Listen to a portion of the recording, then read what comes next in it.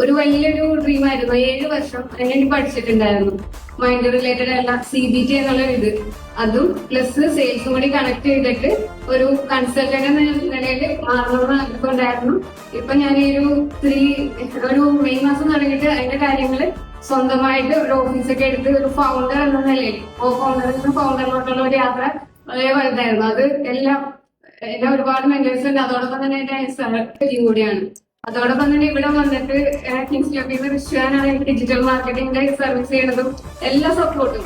ഞാൻ എവിടെയെങ്കിലും ഓഡിയോ എന്റെ ചെയ്തിട്ടുള്ള ഓരോന്നും ഫോളോവും നല്ല രീതിയിൽ തന്നെ ആളെ സൈഡ് ചെയ്യുന്നുണ്ട്. അതും വലിയൊരു ബ്ലെസ്സിംഗ് ആണ് എനിക്ക്.